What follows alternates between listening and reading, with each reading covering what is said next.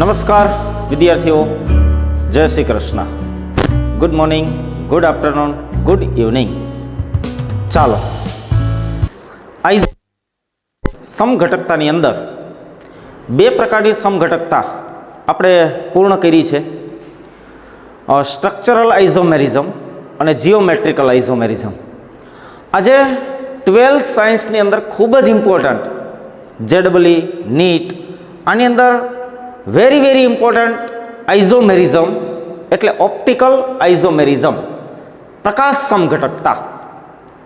આજથી હવે ઓપ્ટિકલ આઇઝોમેરિઝમ આપણે સ્ટાર્ટ કરીએ છીએ.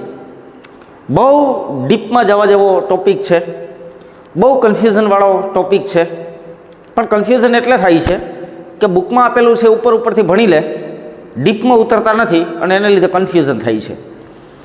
તો આ ટોપિકને ખૂબ ડેપ્થમાં આપણે જવાના છીએ, ઊંડાણપૂર્વક આનો અભ્યાસ છે એ આપણે કરવાના છીએ. એટલે કદાચ 4 કે 5 લેક્ચર્સ અહીંયાથી ઓપ્ટિકલ આઇઝોમેરિઝમ ઉપર આપણા હાલશે.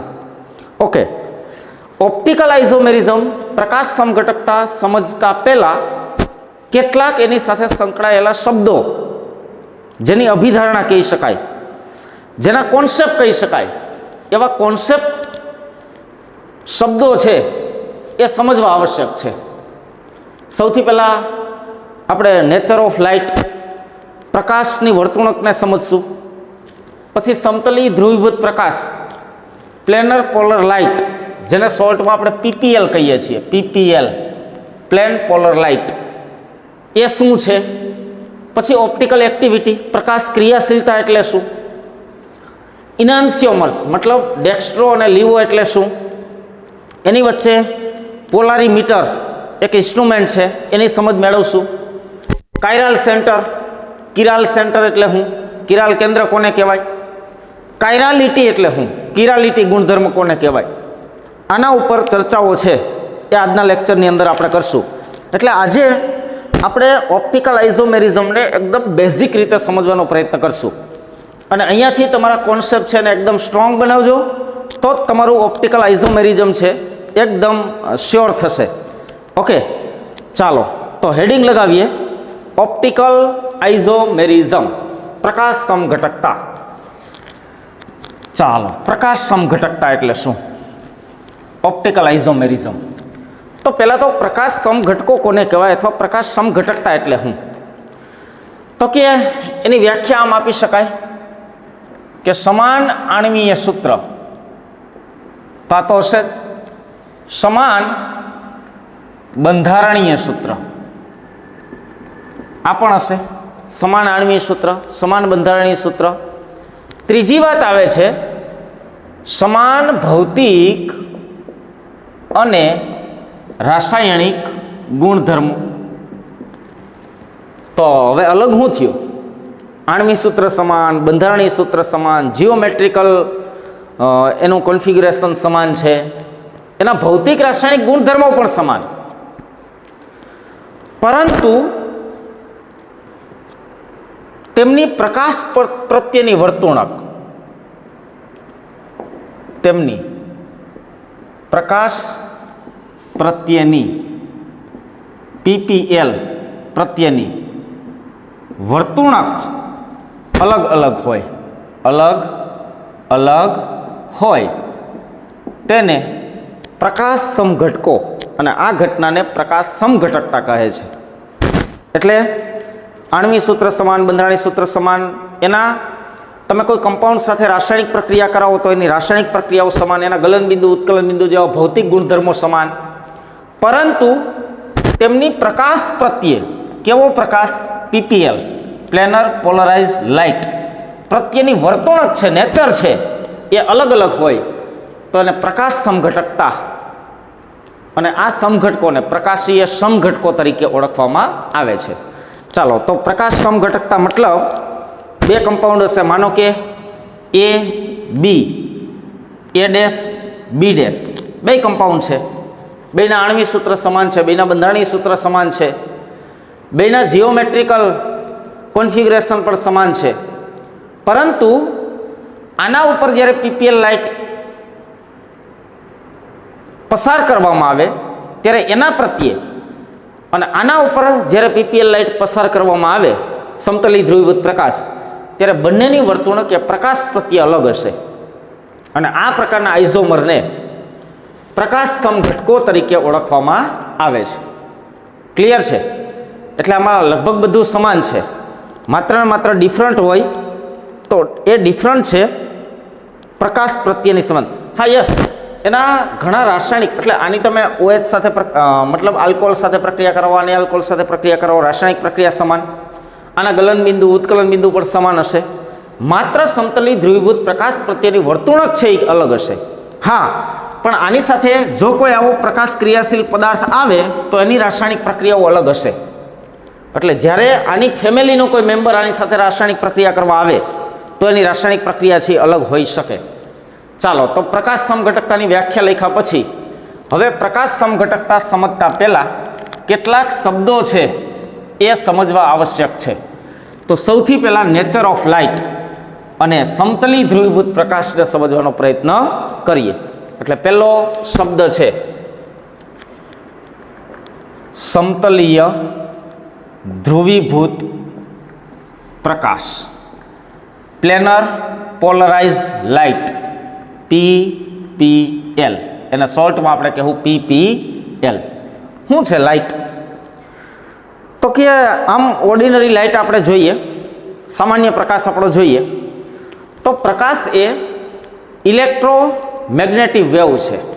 ઇલેક્ટ્રોમેગ્નેટિક વેવ છે, મતલબ આ એવા વેવ છે ઇલેક્ટ્રિક અને મેગ્નેટિક વેવ, ઇલેક્ટ્રિક ફિલ્ડ અને મેગ્નેટિક ફિલ્ડના વાઇબ્રેશન છે. મતલબ દાખલા તરીકે અવાજ છે, દાખલા તરીકે અવાજ છે તો અવાજ એ કયા પ્રકારનો નેચર? દાખલા તરીકે હું અહીંયાથી બોલું છું તો બોલું છું મતલબ અહીંયા હવાની અંદર રહેલા અણુઓની અંદર વાઇબ્રેશન ઉત્પન્ન થાય છે અને એ વાઇબ્રેશન મારા કાન સુધી આવે છે એટલે મને અવાજ સંભળાય છે. મતલબ અવાજ સાંભળવા માટે કોઈ માધ્યમની જરૂર પડે. પણ આપણે જાણીએ છીએ કે સન ઉપરથી અર્થ ઉપર જ્યારે પ્રકાશ આવે છે ત્યારે વચ્ચે તો કે શૂન્ય અવકાશ આવે છે. મતલબ પ્રકાશના વેવને ચાલવા માટે કોઈ માધ્યમની જરૂર નથી, કારણ કે એ ઇલેક્ટ્રોમેગ્નેટિક વેવ છે. મતલબ ઇલેક્ટ્રિક અને મેગ્નેટિક વાઇબ્રેશનથી પ્રકાશ ચાલે છે. મતલબ માની લો કે આ કોઈ પ્રકાશ છે, આ આપણો કોઈ પ્રકાશ છે, તો પ્રકાશનું કિરણ જો તમારી દિશામાં આવતું હોય, મતલબ તમારા ડાયરેક્શન તરફ આવે છે, તો એ પ્રકાશના વાઇબ્રેશન શક્ય એટલા બધા સમતલમાં એના વાઇબ્રેશનલ છે એ થતા હશે. ક્લિયર? શક્ય એટલા બધા. એટલે આ પ્રકાશનું કિરણ તમારા તરફ આવે છે તો એનું વાઇબ્રેશન આ દિશામાં થતું હશે, આ દિશામાં થતું હશે, આ દિશામાં થતું હશે, આ દિશામાં થતું હશે. તમામ પ્રકાર 3 ડાયમેન્શનની અંદર જેટલી પણ દિશા છે, આ પ્રકાશનું કિરણ તમારા તરફ આવે છે તો એનું વાઇબ્રેશન આમ આમ આમ આમ આમ દરેક શક્ય સમતલની અંદર એના કંપન છે એ થતા જોવા મળે. અને અધ્રુવીભૂત પ્રકાશ કહે છે, અધ્રુવીભૂત પ્રકાશ. અને આ ઓરડાની અંદર જે લાઇટ દેખાય એ આ પ્રકારની લાઇટ છે, અધ્રુવીભૂત પ્રકાશ. કોઈ પણ ઉદ્ગમમાંથી જ્યારે પસાર થાય છે પ્રકાશ ત્યારે હંમેશા અધ્રુવીભૂત પ્રકાશ હોય છે. આવા અધ્રુવીભૂત પ્રકાશને જ્યારે અધ્રુવીભૂત પ્રકાશ ઓર્ડિનરી લાઇટને જ્યારે પોલરાઇઝરમાંથી પસાર કરવામાં આવે, આને હું પોલરાઇઝર કહું, નિકોલ પ્રિઝમ, પોલરાઇઝર, પોલરાઇઝર તરીકે વપરાય છે નિકોલ પ્રિઝમ. નિકોલે બનાવેલ છે, વિલિયમ નિકોલે, એટલે આને નિકોલ પ્રિઝમ કીધો છે. કેલ્શિયમ કાર્બોનેટનો બનેલો હોય. તો આ પોલરાઇઝરની એક સ્પેસિફિક ગુણધર્મ છે કે આ પ્રકાશના કિરણના ઓલ પ્લેનની અંદર થતા જે વાઇબ્રેશન છે એ વાઇબ્રેશનને આ કટ કરશે અને અહીંયા જે પ્રકાશ બહાર નીકળશે એ માત્ર ને માત્ર એક દિશામાં વાઇબ્રેશન થતું હોય એ પ્રકારનો પ્રકાશ જ અહીંયાથી બહાર આવશે. મતલબ આ અધ્રુવીભૂત પ્રકાશ, અનપોલરાઇઝ્ડ લાઇટ છે, એને નિકોલ પ્રિઝમમાંથી પસાર કરવામાં આવે ત્યારે અહીંયા જે પ્રકાશ મળે છે એ પ્રકાશની અંદર બાકીના બધા દિશાના વાઇબ્રેશન કટ થાય. બધા જ દિશાના વાઇબ્રેશન કટ થાય અને એક જ દિશામાં વાઇબ્રેશનવાળું કિરણ છે એ આપણને મળશે. મતલબ અહીંયાથી જે કિરણ આવે છે એના શક્ય બધા સમતલોની અંદર કંપન થતા જોવા મળે છે, વાઇબ્રેશન થતા જોવા મળે છે. રસ્તામાં મેં નિકોલ પ્રિઝમ રાખ્યો તો આ કિરણ અથડાઈને જ્યારે નિકોલ પ્રિઝમમાંથી બહાર નીકળે છે ત્યારે આ કિરણ એવું હશે કે માત્ર એક જ દિશાની અંદર એના વાઇબ્રેશન થશે, બાકીના બધા જ દિશાઓના વાઇબ્રેશનને એ પોલરાઇઝ કરી નાખશે. પોલરાઇઝ મતલબ એક દિશામાં વાઇબ્રેશન બનાવી દે, બાકીના દિશાના વાઇબ્રેશન થતા હોય એને કટ કરી દે. તો આ પ્રકાશને સમતલીય ધ્રુવીભૂત પ્રકાશ, સમતલીય ધ્રુવીભૂત પ્રકાશ PPL લાઇટ કહે છે. આને કેવી લાઇટ કહે છે? PPL, planar polarise light. ચાલો ધ્યાનમાં આવ્યું? મતલબ પ્રકાશનું કિરણ, ઓર્ડિનરી પ્રકાશ છે, એના વાઇબ્રેશન દરેક શક્ય સમતલની અંદર થતા જોવા મળે. જ્યારે એને પોલરાઇઝર તરીકે માત્ર નિકોલ પ્રિઝમ જ વાપરી શકાય એવું નથી. ઘણા બધા દ્રાવણો પણ છે કે જે પોલરાઇઝરનું કામ કરે છે. પોલરાઇઝર એટલે પોતાની વાતોમાં બહેકાવી લેવું. દાખલા તરીકે આપણે ઘણી વખત આમ ઉદાહરણ આપતા હોય ને કે એણે વાતો કરીને પોતાની વાતોમાં એને એ અનપોલરાઇઝ હતા, એને એક પોલ બનાવ્યો, પોતાના તરફ આકર્ષિત ધ્રુવ બનાવી લીધો. તો જ્યારે નિકોલ પ્રિઝમ અથવા કોઈ પોલરાઇઝ દ્રાવણમાંથી અધ્રુવીભૂત પ્રકાશને પસાર કરવામાં આવે ત્યારે સમતલી ધ્રુવીભૂત પ્રકાશ બને છે, પ્લેનર પોલર લાઇટ બને છે, જેને PPL તરીકે આપણે ઓળખીએ છીએ. હવે સાંભળજો, આ PPL મળ્યો, સમતલી ધ્રુવીભૂત પ્રકાશ. તો પહેલી વાત સમજી કે ભાઈ સમતલી ધ્રુવીભૂત પ્રકાશ, સમતલી ધ્રુવીભૂત પ્રકાશ વગર કોઈ પણ પદાર્થની પ્રકાશ ક્રિયાશીલતા નક્કી કરી શકાતી નથી. ઓકે, આ જો હે સમતલી ધ્રુવીભૂત પ્રકાશની આવશ્યકતા રહેશે જ. એના વગર કોઈ પદાર્થની પ્રકાશ ક્રિયાશીલતા આપણે નક્કી કરી શકતા નથી. હવે શબ્દ નંબર 2 છે પ્રકાશ ક્રિયાશીલતા. એટલે શું? પ્રકાશ ક્રિયાશીલતા, પ્રકાશ ક્રિયાશીલતા, optical activity, optical active. Optical active પદાર્થ કોને કહેવાય? પ્રકાશ ક્રિયાશીલ પદાર્થ કોને કહેવાય? તો પ્રકાશ ક્રિયાશીલ પદાર્થ કોને કહેવાય? નેચરની અંદર 2 પ્રકારના પદાર્થો છે. કોઈ પણ કાર્બનિક પદાર્થો છે એ 2 પ્રકારના છે. કાર્બનિક પદાર્થ 2 ટાઈપના છે. પ્રકાશી રીતે 2 પ્રકારના છે.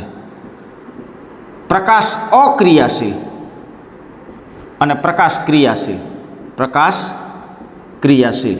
હવે સમજો અહીંથી. માનો કે કોઈ એક પદાર્થ હું લઉં, આ ટ્યુબની અંદર એક પદાર્થનું દ્રાવણ મેં ભર્યું છે. એક પદાર્થનું મેં શું ભર્યું છે? દ્રાવણ. આના ઉપર જ્યારે સમતલી ધ્રુવીભૂત પ્રકાશને આપાત કરવામાં આવે તો બહાર જેવો આપાત કરેલો છે એવો ને એવો પ્રકાશ નીકળે. મતલબ આ પદાર્થમાંથી જ્યારે પ્લેનર પોલરાઇઝ્ડ લાઇટને પસાર કરવામાં આવે છે ત્યારે એવી ને એવી લાઇટ બહાર નીકળે છે.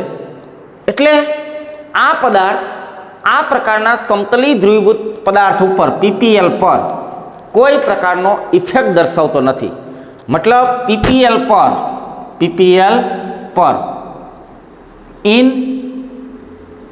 ઇફેક્ટિવ, મતલબ કોઈ અસર કરતો નથી, PPL ઉપર અસર કરતો નથી. તો એવા પદાર્થને પ્રકાશ અક્રિયાશીલ પદાર્થ કહેવાય. એવા પદાર્થને શું કહેવું આપણે? પ્રકાશ અક્રિયાશીલ. ચાલો ક્લિયર? એટલે પ્રકાશ અક્રિયાશીલ પદાર્થ કોને કહેવાય? PPL પર કોઈ અસર દર્શાવતો નથી. ચાલો ક્લિયર થાય છે? તો એને પ્રકાશ અક્રિયાશીલ પદાર્થ કહેવાય. હવે એક બીજા પ્રકારનો પદાર્થ મળે છે. દાખલા તરીકે એક ટ્યુબની અંદર, કસનળીની અંદર મેં પદાર્થનું દ્રાવણ ભરેલું છે. એના ઉપર પ્લેનર પોલરાઇઝ્ડ લાઇટ છે એ પસાર કરવામાં આવે છે. તો આ પ્લેનર પોલરાઇઝ્ડ લાઇટ છે એની મૂળ દિશા આ હતી. એની દિશામાંથી એને ક્લોકવાઇઝ અથવા એન્ટી ક્લોકવાઇઝ રોટેશન કરાવે છે. એન્ટી ક્લોકવાઇઝ શું કરાવ્યું? રોટેશન. જો કા એને આમ રોટેશન કરાવે અને કા એને આમ રોટેશન કરાવે. મતલબ સમતલી ધ્રુવીભૂત પ્રકાશને કોઈ પણ કાર્બનિક પદાર્થ ઉપરથી પસાર કરતા જો એ સમતલી ધ્રુવીભૂત પ્રકાશના તળનું કોણાવર્તન કરે આમ અથવા આમ કોણાવર્તન કરે, મતલબ પીપીએલ ઉપર ઇફેક્ટ દર્શાવે, પીપીએલ પર અસર દર્શાવે, તો એ પદાર્થને પ્રકાશ ક્રિયાશીલ કહે છે. એ પદાર્થને શું કહે છે? પ્રકાશ. એટલે પીપીએલ પર અસર દર્શાવે છે. હવે તમને ધ્યાનમાં આવ્યું હશે કે શા માટે આપણે પીપીએલ લીધું? સમતલી ધ્રુવીભૂત પ્રકાશ જ કેમ લીધો? અધ્રુવીભૂત પ્રકાશ હોત તો ન હાલત. તો અધ્રુવીભૂત પ્રકાશ આમાં પસાર કરો તો એ એવો ને એવો નીકળશે, આમાંથી પસાર કરો તો એ એવો ને એવો નીકળશે. ડાયરેક્શન મતલબ કોણાવર્તન કર્યું કે નહીં એ ખબર જ નહીં પડે, કારણ કે આના તો કંપન દરેક શક્ય સમતલમાં થાય છે. એટલે એવી લાઇટ જો અહીંથી અહીંયા પસાર કરવામાં આવે તો અહીંયા દરેક શક્ય સમતલમાં વાઇબ્રેશન કરતો પ્રકાશ મળશે. એટલે આપણને ખબર જ ન પડે કે પ્રકાશના તળનું કોણાવર્તન થયું છે કે નથી થયું. તો હંમેશા કોઈ પણ પદાર્થની પ્રકાશ ક્રિયાશીલતા નક્કી કરવા સમતલી ધ્રુવીભૂત પ્રકાશની આવશ્યકતા રહે. કાર્બનિક સંયોજનો બે પ્રકારના, પ્રકાશ ક્રિયાશીલ અને પ્રકાશ અક્રિયાશીલ. સમતલી ધ્રુવીભૂત પ્રકાશને પસાર કરતા જો એ પ્રકાશ ઉપર કોઈ જ પ્રકારની ઇફેક્ટ ન દર્શાવે, અનઇફેક્ટિવ રહે, તો પ્રકાશ અક્રિયાશીલ. અને સમતલી ધ્રુવીભૂત પ્રકાશના તળનું કોણાવર્તન કરે તો એ પ્રકાશ ક્રિયાશીલ. હવે કોણાવર્તન કરે તો બે રીતે કરે, કાં જમણી બાજુ રાઈટ હેન્ડ સાઈડ અથવા ક્લોકવાઇઝ અથવા એન્ટી ક્લોકવાઇઝ. જો ક્લોકવાઇઝ રોટેશન દર્શાવે સમતલી ધ્રુવીભૂત પ્રકાશનું તો એને દક્ષિણ ભ્રમણીય, ગુજરાતીમાં દક્ષિણ ભ્રમણી, ડેક્સ્ટ્રો રોટેટરી, અંગ્રેજીમાં ડેક્સ્ટ્રો રોટેટરી કહેવાય. જો એન્ટી ક્લોકવાઇઝ કોણાવર્તન દર્શાવે તો એને વામ ભ્રમણીય, લીવો રોટેટરી, એને શું કહેવામાં આવે? વામ ભ્રમણીય અથવા લીવો રોટેટરી. એટલે પ્રકાશ ક્રિયાશીલ પદાર્થ વળી પાછો બે પ્રકારનો હોય. જો સમતલી ધ્રુવીભૂત પ્રકાશનું પીપીએલનું ક્લોકવાઇઝ રોટેશન કરે તો એ ડેક્સ્ટ્રો, અને જો પીપીએલનું એન્ટી ક્લોકવાઇઝ રોટેશન કરે તો એ લીવો. દક્ષિણ ભ્રમણીય અને વામ ભ્રમણીય, જમણી બાજુ કોણાવર્તન કરે તો એને ડેક્સ્ટ્રો રોટેટરી કહે, અને ડાબી બાજુ કોણાવર્તન કરે તો એને લીવો રોટેટરી કહે, અને કોણાવર્તન ન કરે તો એને પ્રકાશ અક્રિયાશીલ કહે. એટલે કા પદાર્થ પ્રકાશ ક્રિયાશીલ હોય અને કા પદાર્થ પ્રકાશ અક્રિયાશીલ હોય. જો પદાર્થ પ્રકાશ ક્રિયાશીલ હોય તો વળી પાછો એ બે પ્રકારનો હોય, કા ડેક્સ્ટ્રો હોય અને કા લીવો હોય. કા ડેક્સ્ટ્રો હોય ને કા કેવો હોય? લીવો. ડેક્સ્ટ્રોને ડી વડે દર્શાવાય અથવા પ્લસ સંજ્ઞાથી દર્શાવાય, લીવોને એલ વડે અથવા માઇનસ સંજ્ઞાથી દર્શાવાય. ડેક્સ્ટ્રોને ડી અથવા પ્લસ, લીવોને એલ અથવા માઇનસ વડે દર્શાવવામાં આવે છે. ચાલો, ક્લિયર છે આટલી વાત? પ્રકાશ ક્રિયાશીલતા.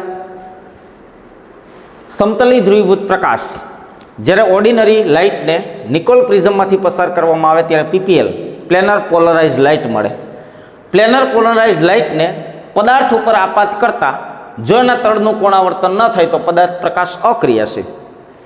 જો પીપીએલને પદાર્થમાંથી પસાર કરતા પીપીએલનું કોણાવર્તન કરે તો પદાર્થ પ્રકાશ ક્રિયાશીલ. જો કોણાવર્તન જમણી બાજુ કરે તો ડેક્સ્ટ્રો રોટેટરી, દક્ષિણ ભ્રમણીય, અને જો એન્ટી ક્લોકવાઇઝ કરે તો વામ ભ્રમણીય, લીવો રોટેટરી. ડેક્સ્ટ્રોને ડી વડે અથવા પ્લસ વડે દર્શાવાય, લીવોને એલ વડે અથવા માઇનસ વડે દર્શાવાય. ક્લિયર છે આટલી વાત? આને છાપી લેજો.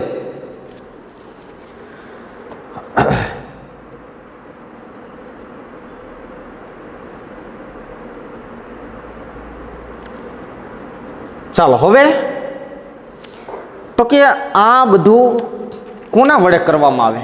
પ્રકાશ તો તો દેખાતો નથી, પ્રકાશની હાજરીમાં બધું દેખાય પણ પ્રકાશ દેખાય નહીં.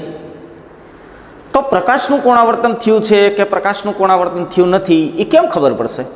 તમે પદાર્થ ઉપરથી પ્લેનર પોલરાઇઝ લાઇટ પસાર કરી તો સામે પ્રકાશ મળ્યો, હવે દેખાતો તો નથી કે આનું વાઇબ્રેશન આમ થાય છે ને આનું વાઇબ્રેશન આમ થયું, પ્રકાશ દેખાય નહીં. તો એના માટે વૈજ્ઞાનિકોએ એક ઇન્સ્ટ્રુમેન્ટ બનાવ્યું અને એને કહેવામાં આવે છે પોલારીમીટર. સમજો હવે, ત્રીજો શબ્દ આવ્યો પોલારીમીટર. આ એક સાધન છે પોલારીમીટર. પોલારીમીટર, પોલારીમીટર આ એક ડબ્બા જેવું સાધન છે, એક બોક્સ છે. માની લો કે એક બોક્સ છે. અહીંયા હું એને લાંબુ બોક્સ દોરું છું, બરાબર, કારણ કે મારે એની અંદર અલગ અલગ વસ્તુઓ બતાવી છે. સમજો, હા, ઉચ્ચ અભ્યાસની અંદર તમારે પોલારીમીટરના એક્સપેરિમેન્ટ કરવાના આવશે. તો આપણે અહીંયા પોલારીમીટરને ડાયાગ્રામ વડે સમજશું, એની રચના સમજશું, પોલારીમીટરમાં હોય શું. સૌથી પહેલાં પોલારીમીટરની અંદર એક પ્રકાશનું ઉદ્ગમ હોય. એક અહીંયા શું હશે? પ્રકાશનું ઉદ્ગમ. ઓકે, પ્રકાશ ઉદ્ગમ, પ્રકાશ ઉદ્ગમ. એની અંદરથી અધ્રુવીભૂત પ્રકાશ ઉત્પન્ન થતો હશે.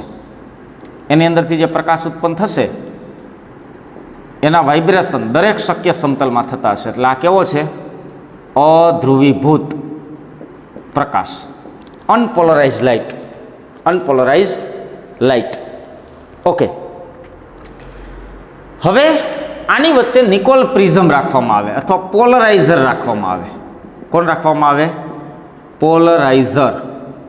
પોલરાઇઝર તરીકે નિકોલ, વિલિયમ નિકોલે બનાવેલ નિકોલ પ્રિઝમ રાખવામાં આવે. એટલે અહીંયા જે પ્રકાશ મળશે એ પીપીએલ લાઇટ મળશે. કેવો પ્રકાશ મળશે? PPL, planar polarise light. હવે અહીંયા બોક્સ જેવું હોય એમાં ઉપરથી ખુલ્લી એક હોલ હોય. એ હોલની અંદર એક કસનળી રાખવામાં આવે છે અને એ કસનળીની અંદર પદાર્થનું દ્રાવણ ભરેલું હોય. એ કસનળી પદાર્થનું શું ભરેલું હોય? દ્રાવણ ભરેલું હોય. ઓકે, આ સમતલી ધ્રુવીભૂત પ્રકાશને આ દ્રાવણમાંથી પસાર કરતા પસાર થઈને અહીંયા જ્યારે પ્રકાશ આવશે ત્યારે અહીંયા એક ચિપ્સ રાખેલી હશે જે આ પ્રકાશને ચેક કરશે. અને આ ચિપ્સને એક દર્શક, એટલે આપણે જેમ ગાડીની અંદર ઓડોમીટર હોય ને એ મીટર સાથે જોડેલ હશે. સમજો, અને એની અંદર એક દર્શક, આપણે જેને કાંટો કહીએ, કાંટો હશે. આ સાધનની બહાર હશે. સમજો, માનો કે અહીંયાથી પ્રકાશ ઉદ્ગમ વડે પ્રકાશ ઉત્પન્ન થયો. એ અધ્રુવીભૂત પ્રકાશ, ઓર્ડિનરી પ્રકાશ હશે. એને નિકોલ પ્રિઝમમાંથી પસાર કર્યો એટલે પીપીએલ લાઇટ મળી. એ પીપીએલ લાઇટ આપણા કાર્બનિક પદાર્થના દ્રાવણમાંથી, હંમેશા ઘન પદાર્થનું પ્રકાશ ક્રિયાશીલતા નક્કી ન કરી શકાય. કોઈ પણ પદાર્થની પ્રકાશ ક્રિયાશીલતા નક્કી કરવી હોય તો એનું દ્રાવણ બનાવવું પડે. અને દ્રાવણ એ એક ફિક્સ હશે, એ હમણાં કહું. એ દ્રાવણમાંથી પસાર થઈ અને આ ચિપ્સ સાથે પ્રકાશ અથડાય છે. આ ચિપ્સને અહીંયા પણ જોડેલી હોય. આ ચિપ્સને અહીંયા પણ જોડેલી હોય. મતલબ આ પ્રકાશ છે અધ્રુવીભૂત છે, એટલે અહીંયા ઝીરો ડાયરેક્શન દર્શાવશે. આની અંદરથી પસાર થાય અને આ બીજી ચિપ્સ ઉપર પ્રકાશ આવશે. જો આ પદાર્થ અક્રિયાશીલ હશે તો આ દર્શક છે એનું કોણાવર્તન થશે નહીં. આ કાંટો છે એ આમનમ રહે. અને કાંટો આમનમ રહે તો સમજવાનું કે આ પદાર્થ પ્રકાશ અક્રિયાશીલ છે. ક્લિયર? અહીંયા જેવો પ્રકાશ આપાત થયો તો એવો ને એવો પ્રકાશ અહીંયા નીકળ્યો, એટલે દર્શક છે એની સ્થિતિ યાદ રહો. માનો કે આ દર્શક છે એ એના સ્થાનેથી ખસે. દર્શકનું મૂળ સ્થાન આમ હતું. માનો કે એ આમ ખસ્યો તો આપણે કહી શકીએ કે પદાર્થ છે એ પ્રકાશ ક્રિયાશીલ છે, કારણ કે દર્શકનું કોણાવર્તન થયું. પહેલાં અહીંયા જે દર્શક હતો એ ઝીરો હતો, પણ અહીંયા એવો એટલે પ્રકાશના તળનું કોણાવર્તન થયું છે. એ આ ચિપ્સ ઉપર પડ્યો એટલે આ દર્શક છે એ ફેર્યો. હવે એ દર્શક રાઈટ સાઈડ ફેર્યો એટલે પ્લસ બાજુ ફેર્યો, માટે એ પદાર્થ ડેક્સ્ટ્રો છે. કેવો છે? દક્ષિણ ભ્રમણી છે. જો એ કાંટો આ બાજુ ફેર્યો હોત, મતલબ દર્શક છે એન્ટી ક્લોકવાઇઝ ફેર્યો હોત, તો એ પદાર્થ લીવો હોત. કેવો હોત? લીવો. એટલે પોલારીમીટર નક્કી કરી દે કે તમારો પદાર્થ પ્રકાશ ક્રિયાશીલ છે એ તો ઓકે, પ્રકાશ ક્રિયાશીલ છે, પણ એ ડેક્સ્ટ્રો છે કે લીવો એ પણ નક્કી કરશે. ધન બાજુ કોણાવર્તન દર્શાવે તો ડેક્સ્ટ્રો, નેગેટિવ બાજુ કોણાવર્તન દર્શાવે ઋણ બાજુ તો એ લીવો હશે. આ ઉપરાંત આ દર્શક ઉપર અંક લખેલા હોય, દાખલા તરીકે 30 degree, 60 degree, 90 degree, 120 degree, 150 degree, 180 degree. સમજાય? માનો કે એક પદાર્થ મૂકતા એનું કોણાવર્તન 60 ડિગ્રી થાય છે, તો આનું કોણાવર્તન +60 ડિગ્રી છે. બીજો પદાર્થ જ્યારે અહીંયા મૂકવામાં આવ્યો ત્યારે દર્શકે કોણાવર્તન દર્શાવ્યું આટલું, તો પ્લસ બાજુ જ છે પણ કેટલો છે? 90 ડિગ્રી છે.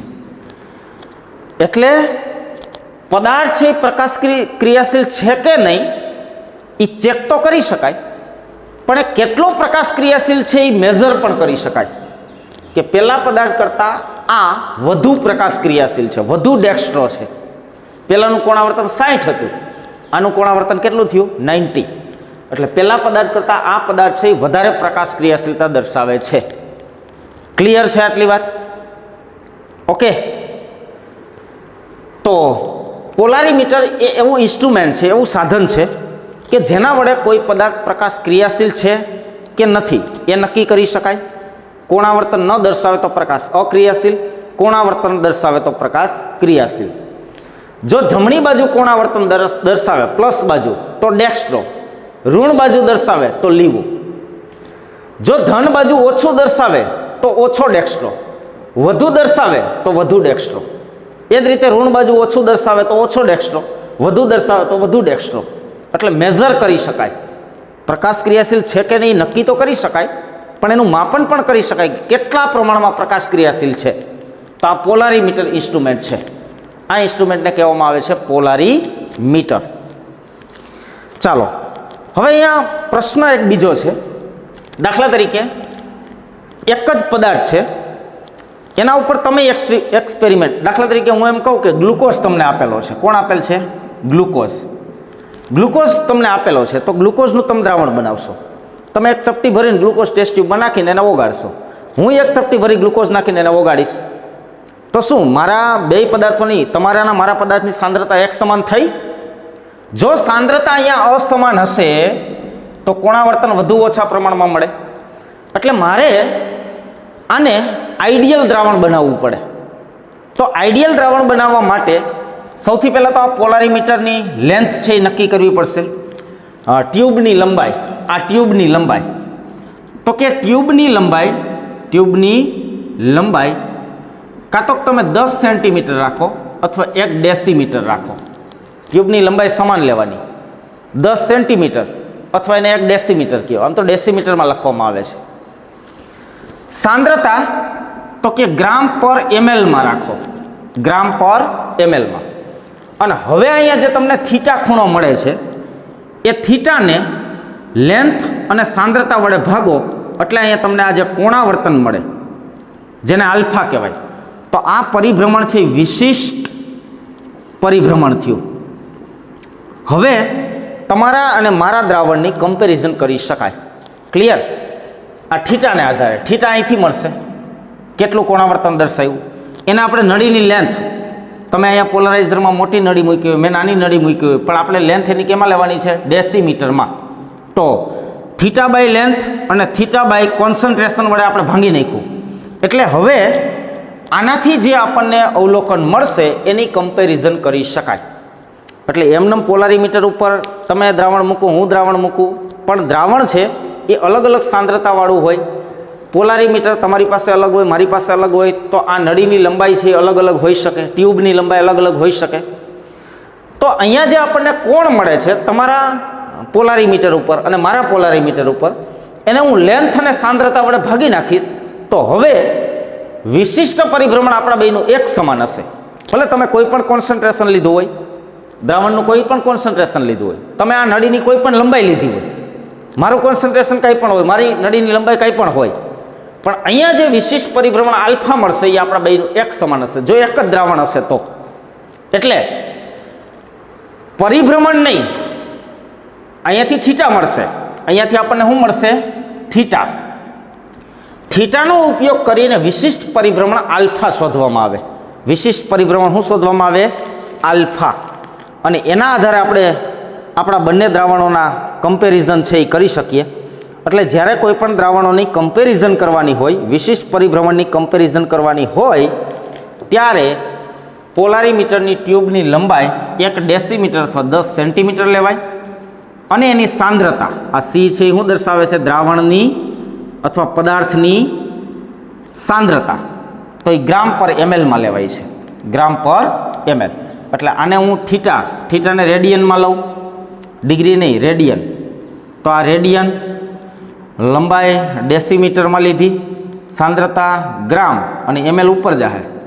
તો વિશિષ્ટ પરિભ્રમણનો આ એકમ થાય રેડિયન ઇન્ટુ એમએલ પર ડેસીમીટર ઇન્ટુ ગ્રામ. રેડિયન ઇન્ટુ મિલી પર ડેસીમીટર ઇન્ટુ ગ્રામ. આ એકમ થાય રેડિયન પર મિલી ડેસીમીટર ઇન્ટુ ગ્રામ. ક્લિયર? ચાલો, એટલે નળીની લંબાઈ તમને સેન્ટીમીટરમાં આપેલી હોય તો તમારે એને ડેસીમીટરમાં ફેરવવી પડશે.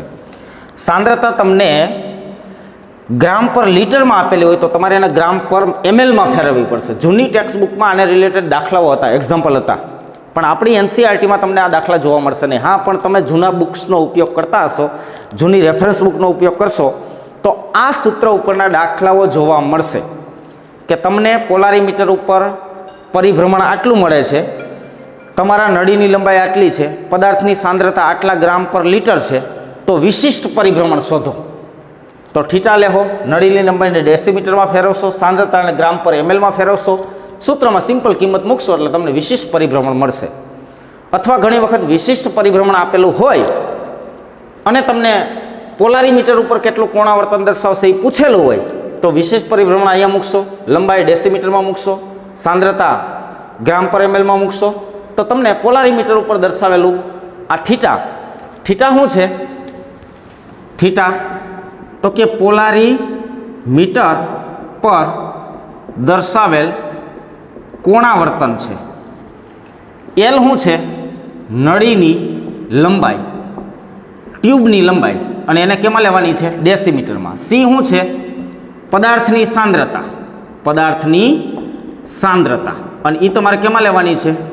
ગ્રામ પર એમએલમાં. કેમાં લેવાની છે? ગ્રામ પર એમએલમાં. અને તમને અહીંયા આલ્ફા મળશે. આલ્ફા એ શું છે?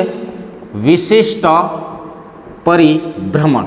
ચાલો, તો પોલારીમીટર ઉપરથી તમે વિશિષ્ટ પરિભ્રમણ શોધી શકશો અને વિશિષ્ટ પરિભ્રમણ શોધ્યા પછી તમે બે પદાર્થોની કમ્પેરિઝન કરી શકશો કે કોણ કેટલો વધારે વિશિષ્ટ પરિભ્રમણ દર્શાવે છે. ચાલો, તો 3 શબ્દો અહીંયા આપણા ધ્યાનમાં આવ્યા. સમતલી ધ્રુવીભૂત પ્રકાશ.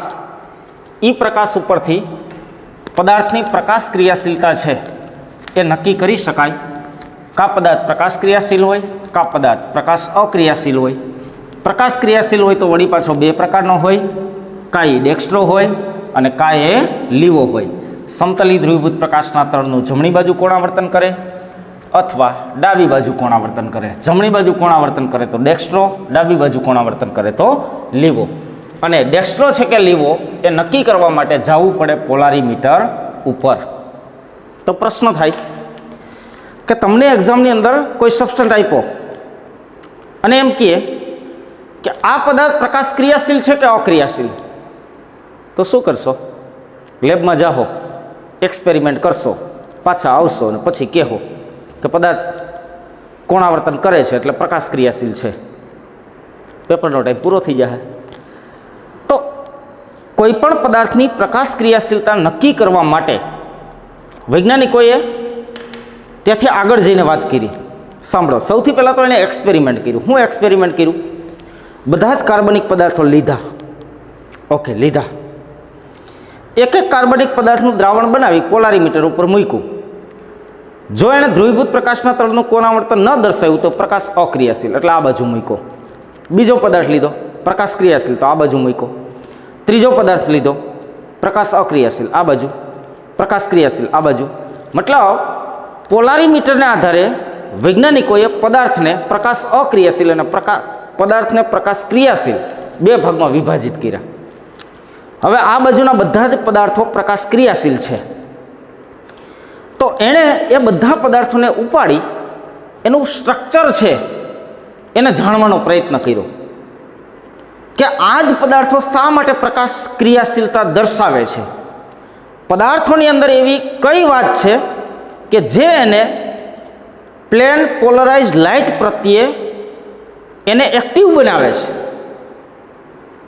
તો એને બહુ મસ્ત વાતો ધ્યાનમાં આવી કે જે પદાર્થોમાં આ પ્રકારની વાતો છે એ પદાર્થો પ્રકાશ ક્રિયાશીલ છે.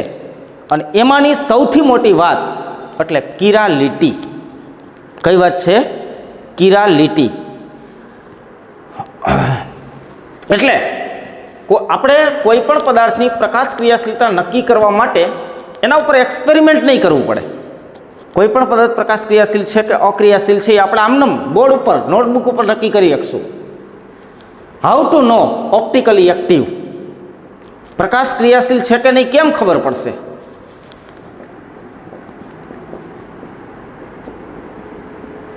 How to know optical active? Optical active તો કે ત્રણ વાતો છે. જે કમ્પાઉન્ડની અંદર ડાયસિમેટ્રી હશે, ડાયસિમેટ્રી, ડાયસિમેટ્રી, જે પદાર્થની અંદર ડાયસિમેટ્રી કમ્પાઉન્ડ હોય તો એ ઓપ્ટિકલી એક્ટિવ હશે.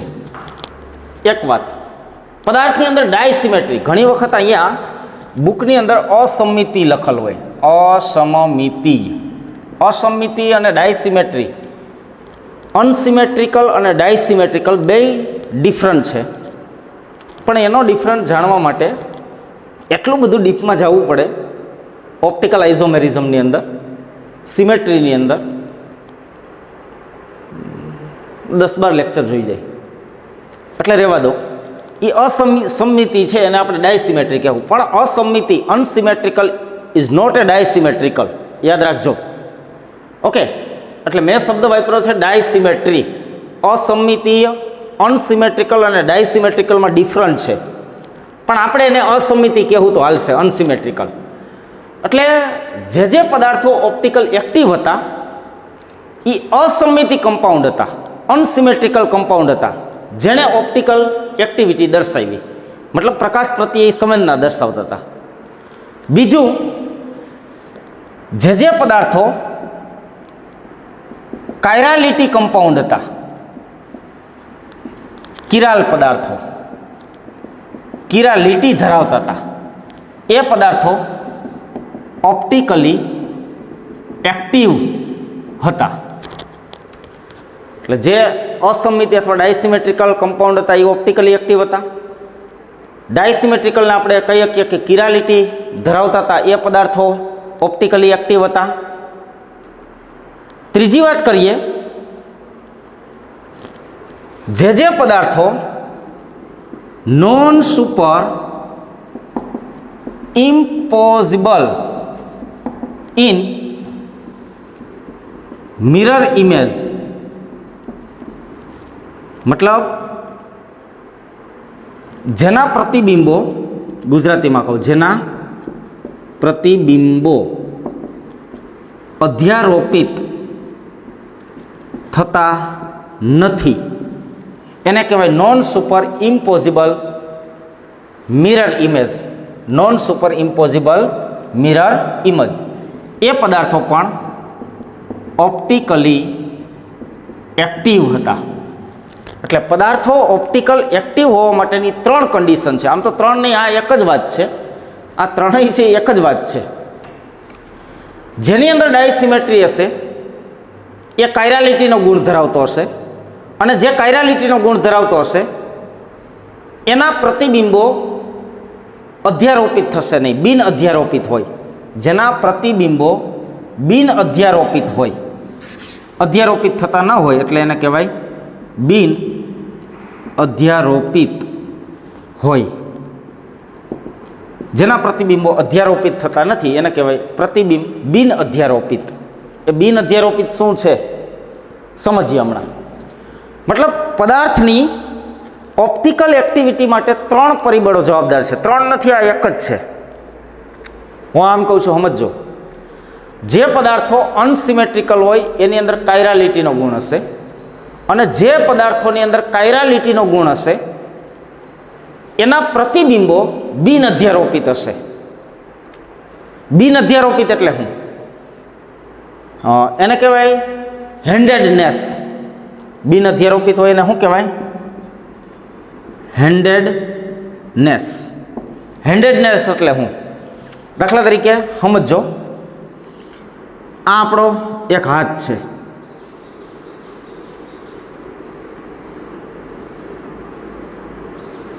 હાથ દોરેલો છે. ચાલો, આ હાથ છે. એક મિરર જો હે ઓપ્ટિકલ એક્ટિવિટીની અંદર હંમેશા એક શું જો હે? મિરર, આઈના જો હે, આઈના, શીશો, કાચ જો હે.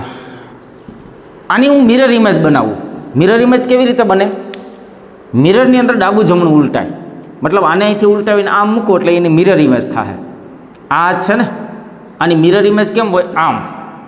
ધ્યાનમાં આવે? આ હાથ છે, આની મિરર ઇમેજ આમ થશે, મતલબ આમ.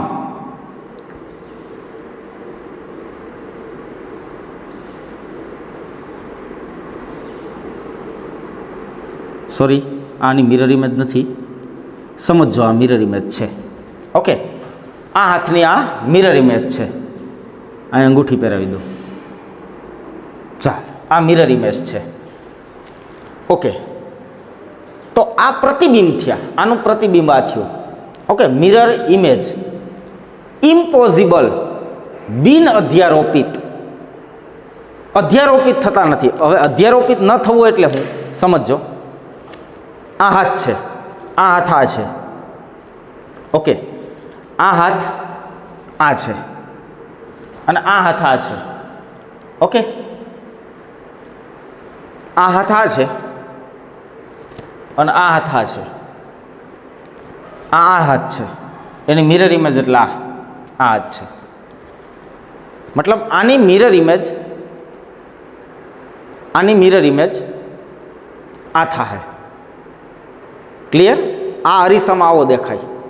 ઓકે, આની વચ્ચે અરીસો રાખો, ડાબું જમણું ઉલટાય. અહીંયા જો, જમણી બાજુ મારી ટટલી આંગળી છે, ડાબી બાજુ અંગૂઠો છે. આમાં જમણી બાજુ અંગૂઠો, ડાબી બાજુ ટટલી આંગળી એવી. ક્લિયર? આ બંનેને અધ્યારોપિત કરવા છે.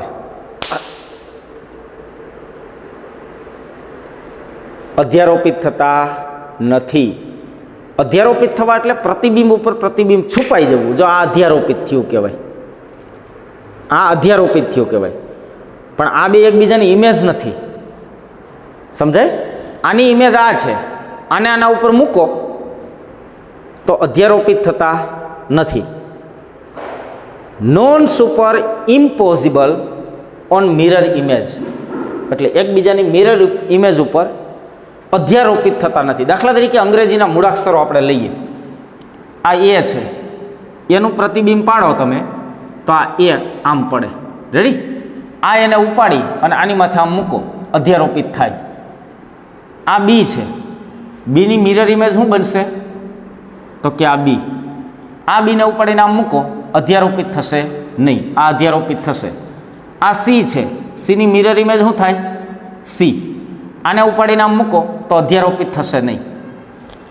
દાખલા તરીકે ચમચી, એક ચમચીની મિરર ઇમેજ બીજી ચમચી બને ને એ બે એકબીજા ઉપર અધ્યારોપિત થાય. ક્લિયર? પણ હાથની મિરર ઇમેજ હાથ ઉપર અધ્યારોપિત થતી નથી. એને કહેવાય non super impossible mirror image. અરીસાના પ્રતિબિંબો એકબીજા ઉપર છુપાતા નથી. એને કહેવાય પ્રતિબિંબ બિન અધ્યારોપિત હોય. એને શું કહેવાય? પ્રતિબિંબો બિન અધ્યારોપિત હોય. ખાસ શબ્દોને પકડજો. તો વૈજ્ઞાનિકોએ એક્સપેરિમેન્ટ કર્યું. બધા જ સબસ્ટન્સ લઈ એવા જેણે જેણે પ્રકાશ ક્રિયાશીલતા દર્શાવી એને અલગ રાખ્યા. અલગ રાખીને પછી એની સિમેટ્રી આખી નક્કી કરવામાં આવી. તો જે પદાર્થો પ્રકાશ અક્રિયાશીલ હતા એ ડાયસિમેટ્રી કમ્પાઉન્ડ હતા. એની અંદર કાયરાલિટીનો ગુણ હતો. એના પ્રતિબિંબો એકબીજા ઉપર અધ્યારોપિત થતા નહોતા. તો 3 કન્ડિશન છે. કોઈ પણ પદાર્થ પ્રકાશ ક્રિયાશીલ હોવા માટે 3 કન્ડિશન છે. એ ડાયસિમેટ્રી હોવો જોઈએ, એની જ વાત ડાયસિમેટ્રી હશે એટલે એની અંદર કાયરાલિટીનો ગુણ હશે, અને એની એ જ વાત કે જેની અંદર કાયરાલિટી હશે એની મિરર ઇમેજ નોન સુપર ઇમ્પોઝિબલ હશે, મતલબ એના પ્રતિબિંબો અધ્યારોપિત થશે નહીં. આ 3 કન્ડિશન વેરી ઇમ્પોર્ટન્ટ છે, લખી લેજો. હવે આપણે પદાર્થ છે પ્રકાશ ક્રિયાશીલ છે કે નહીં એ નક્કી કરવા લેબમાં જવાની આવશ્યકતા નથી. તમને પદાર્થનું સ્ટ્રક્ચર આપેલું હોય, તમે જોઈ લો એ પદાર્થ ડાયસિમેટ્રી છે, એની અંદર કાયરાલિટીનો ગુણ છે, એના પ્રતિબિંબો બિન અધ્યારોપિત છે, તો એ પદાર્થ પ્રકાશ ક્રિયાશીલ હશે જ. પછી ડેક્સ્ટ્રો હશે કે લીવો એ નક્કી નહીં કરી શકીએ. એ 30 ડિગ્રી હશે, 60 ડિગ્રી હશે કે 90 ડિગ્રી એ પણ નક્કી નહીં કરી શકીએ. પણ પ્રકાશ ક્રિયાશીલ છે કે પ્રકાશ અક્રિયાશીલ એ નક્કી કરી શકશું. યાદ રાખજો, ચેક કરી શકશું, મેઝર નહીં કરી શકીએ. હું તો એમ કહું ડેક્સ્ટ્રો ને લીવો નક્કી નહીં કરી શકીએ. એટલે આ 3 વાત હોય તો એવા પદાર્થો ઓપ્ટિકલી એક્ટિવ હશે. કેવા હશે? પ્રકાશ ક્રિયાશીલ. પણ ડેક્સ્ટ્રો છે કે લીવો 30 ડિગ્રી પ્લસ છે કે પ્લસ 60 ડિગ્રી છે, પ્લસ 30 ડિગ્રી કે પ્લસ 60 ડિગ્રી, આ નક્કી કરી શકશું નહીં. સમજાય છે? આ નક્કી નહીં કરી શકીએ. આ નક્કી કરી શકશું ઓપ્ટિકલી એક્ટિવ છે કે ઓપ્ટિકલી ઇનએક્ટિવ. ચાલો, આટલી વાત ક્લિયર થઈ છે? ઓકે, ચાલો હવે પદાર્થો ઉપર જઈએ અને એના સ્ટ્રક્ચર છે એ આપણે ચેક કરીએ. તો કોઈ પણ પદાર્થ ઓપ્ટિકલ એક્ટિવ બનવા માટે એ અસમિતિ હોવો જોઈએ, એની અંદર કિરાલિટીનો ગુણ હોવો જોઈએ, અને એના પ્રતિબિંબો બિન અધ્યારોપિત હોવા જોઈએ. ત્રણેય એકની એક જ વાત છે. આપણે બધું ચેક નહીં કરીએ, ખાલી એક જ વાત ચેક કરી લેવું. આમાંથી કોઈ પણ એક વસ્તુ મળશે. અસમિતિ હશે, ઓપ્ટિકલી એક્ટિવ. કિરાલિટીનો ગુણ હશે, ઓપ્ટિકલી એક્ટિવ. એની મિરર ઇમેજ નોન સુપર ઇમ્પોઝિબલ હશે, બિન અધ્યારોપિત હશે, પદાર્થ ઓપ્ટિકલી એક્ટિવ છે. આવું કહી દેવું. ચાલો, ક્લિયર છે આટલી વાત? પોઝ કરીને ખાસ નોટ કરજો. નોટ કરીને યાદ રાખજો કે કોઈ પણ પદાર્થ ક્યારે ઓપ્ટિકલી એક્ટિવ બને? અસમિતિ હોય, અથવા પદાર્થમાં કિરાલિટીનો ગુણ હોય, અથવા પદાર્થના પ્રતિબિંબી સમઘટકો બિન અધ્યારોપિત હોય, તો પદાર્થ ઓપ્ટિકલી એક્ટિવ બનશે. દાખલા તરીકે ઉદાહરણ આપું છું. Lactic acid. પહેલું ઉદાહરણ લઈએ, લેક્ટિક એસિડ. ચાલો, લેક્ટિક એસિડ. લેક્ટિક એસિડ આમ તો એનું સૂત્ર આમ લખાય, CH3 CHOH COOH. Lactic acid. Lactic acid એને દોરવો હોય તો આમ દોરાય. આ COOH, અહીંયા OH, અહીંયા CH3 અને અહીંયા H. આમ તો ખરેખર મારે 3Dમાં દર્શાવવો પડે, વેજ અને ડેશ વડે, પણ વેજ ડેશની અહીંયા જરૂર નથી. સમજજો, આની હું મિરર ઇમેજ બનાવું. ચાલો, મિરર ઇમેજ શું બનશે? તો કે ઉપર નીચે એમનેમ રહે, COOH OH, ડાબું જમણું ઉલટા છે, એટલે CH3 આ બાજુથી આ બાજુ આવી ગયો, H આ બાજુ હતો એ આ બાજુ આવી ગયો. હવે આના ઉપર અધ્યારોપિત કરવું છે. કરો જે અધ્યારોપિત. આના ઉપર અધ્યારોપિત કરો. આને આખું ઉપાડો અને આમ મૂકો તો COOH થી COOH ઢકાઈ જાય, OH થી OH ઢકાઈ જાય, H થી CH3 નહીં ઢકાય અને CH3 થી H નહીં ઢકાય. એટલે હું એમ કહું કે આ non super impossible mirror image છે. Non super impossible mirror image બિન અધ્યારોપિત છે. બિન અધ્યારોપિત છે. કેવા છે? બિન અધ્યારોપિત. આમ તો ખરેખર આને આમ મૂકવાનો નથી. આ તો હું ખાલી સમજાવવા માટે કહું છું. ખરેખર તો મિરર ઇમ્પોસિબલ કેવી રીતે ચેક કરવું, તો કે આને 180 ડિગ્રી પહેલાં ઘુમાવવું. આને કેટલો ઘુમાવવાનો છે? 180 ડિગ્રી. ચૂક આમ. એટલે શું થાય? OH ઉપર જાય, COOH નીચે જાય, અને આ વેજ ડેશમાં છે. એટલે શું થાય? તો કે CH3 આ બાજુ જાય, એટલે CH3 થી CH3 ઢંકાઈ જાય, H થી H ઢંકાઈ જાય. પણ 180 ડિગ્રી ઘુમાવતા COOH નીચે આવશે, એ OH ને ઢાંકશે નહીં. OH ઉપર જાય, એ COOH ને ઢાંકશે નહીં. પણ આપણે આની કંઈની જરૂર જ નથી. આમને કહી દો કે આ પદાર્થો non super impossible mirror image છે. મતલબ આ બંને પદાર્થો એકબીજા ઉપર અધ્યારોપિત કરી શકાતા નથી. એટલે આના ઉપર જ્યારે સમતલ, એટલે આ ઓપ્ટિકલી એક્ટિવ થયા, એને લીધે આ કેવા થાય? Optically active. ઓપ્ટિકલી એક્ટિવ થશે. જો આ ડેક્સ્ટ્રો હશે, એટલે સમતલી ધ્રુવીભૂત પ્રકાશના તળનું જમણી બાજુ કોણાવર્તન કરતું હશે, તો આ લીવો જ હશે. પણ એ આપણે કહી નહીં શકીએ. આ પણ લીવો હોઈ શકે, ડેક્સ્ટ્રો ઓર આ શું હશે? લીવો. પણ જો આ લીવો હશે તો આ ડેક્સ્ટ્રો જ હશે. આ કેવો હશે? ડેક્સ્ટ્રો. મતલબ આ પોઝિટિવ વડે દર્શાવો તો આ નેગેટિવ, આ નેગેટિવ તો આ પોઝિટિવ હશે. જો આ ડેક્સ્ટ્રો હશે તો આ લીવો હશે, આ લીવો હશે તો આ ડેક્સ્ટ્રો હશે. અને આવા જે સ્ટીરિયો આઇઝોમર છે, બંને સમઘટકો એકબીજાના પ્રતિબિંબો હોય પણ બિન અધ્યારોપિત હોય, તો એને કહેવામાં આવે છે એનાન્સિયોમર્સ. એને શું કહે છે? એનાન્સિયોમર્સ. એટલે આ પેર ઓફ એનાન્સિયોમર્સ છે. Pair of optical isomer which are not super impossible mirror image. Which are non super impossible mirror image. એટલે એનાન્સિયોમર્સની વ્યાખ્યા એવી. શું વ્યાખ્યા એવી? એનાન્સિયોમર્સ. કોને કહેવાય એનાન્સિયોમર્સ? તો કે એવા સ્ટીરિયો આઇઝોમર, એવા અવકાશીય સમઘટકો કે જે પ્રકાશ ક્રિયાશીલતા દર્શાવે, પ્રકાશ ક્રિયાશીલતા દર્શાવે, પરંતુ તેના પ્રતિબિંબો બિન અધ્યારોપિત હોય. બિન અધ્યારોપિત હોય. કેવા હશે? બિન અધ્યારોપિત. એવા અવકાશીય સમઘટકો, આ બે સ્ટીરિયો આઇઝોમર છે, અવકાશીય સમઘટકો છે કે જે બંને પ્રકાશ ક્રિયાશીલતા દર્શાવે છે. આ સમતલી ધ્રુવીભૂત પ્રકાશના તળનું કોણાવર્તન કરશે, આ પણ સમતલી ધ્રુવીભૂત પ્રકાશના તળનું કોણાવર્તન કરશે. એક ડેક્સ્ટ્રો હશે તો એક લીવો હશે. એટલે બે પ્રતિબિંબી સમઘટકો છે, પણ બંને એકબીજા ઉપર અધ્યારોપિત કરી શકાતા નથી. તો એને એનાન્સિયોમર્સ કહેવામાં આવે છે. એને શું કહેવામાં આવે છે? એનાન્સિયોમર્સ. એટલે મેં લખ્યું હતું ડેક્સ્ટ્રો અને લીવો એ એકબીજાના શું હશે? એનાન્સિયોમર્સ.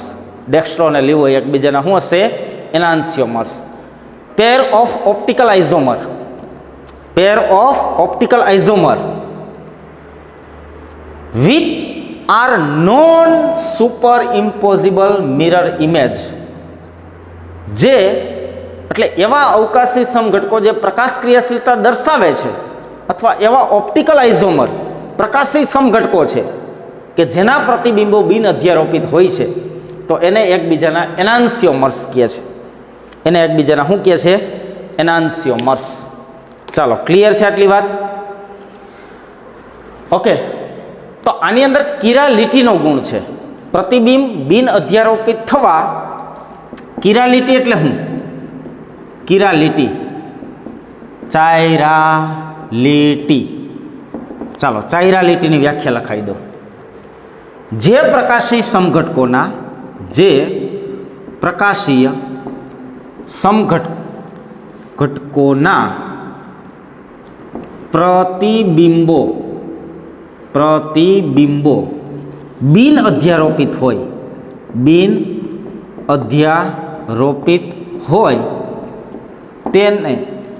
તેવો પદાર્થ હોય, તેવો પદાર્થ કિરાલિટી ગુણધર્મ, કિરાલિટી ગુણધર્મ ધરાવે છે એમ કહેવાય. એટલે પદાર્થના આવા ગુણધર્મને કે પ્રકાશી સમઘટકો હોવું પણ એકબીજાના પ્રતિબિંબો ઉપર અધ્યારોપિત ન થવા એ પ્રકારના ગુણધર્મને કિરાલિટી કાયરાલિટી કહે છે. એને શું કહેવામાં આવે છે? કાયરાલિટી, કિરાલિટી કહે છે. એટલે પદાર્થ કિરાલિટી ધરાવતો હોવો જોઈએ અથવા પદાર્થ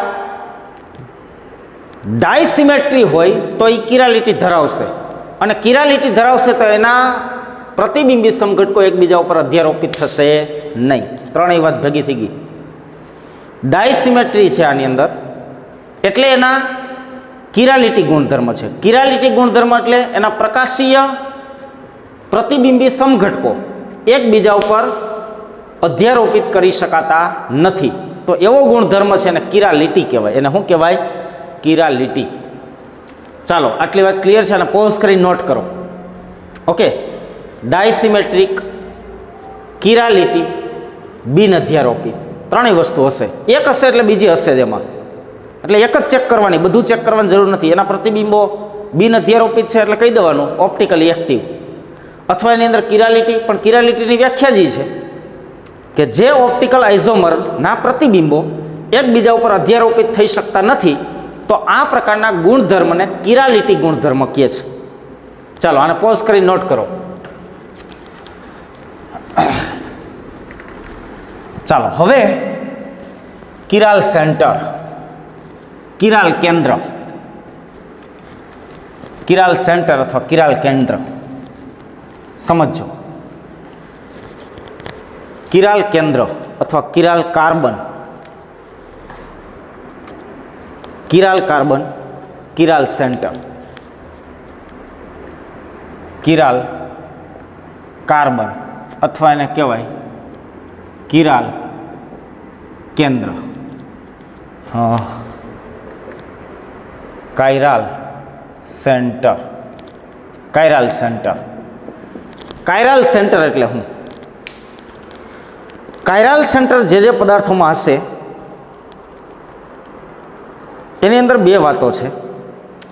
જે પદાર્થોમાં એક કાયરાલ સેન્ટર હોય એ કિરાલિટીનો ગુણ ધરાવશે, અને એક કાયરાલ સેન્ટર હોય એ કિરાલિટી ધરાવે, અને કિરાલિટી ધરાવી ઓપ્ટિકલ એક્ટિવ હોય.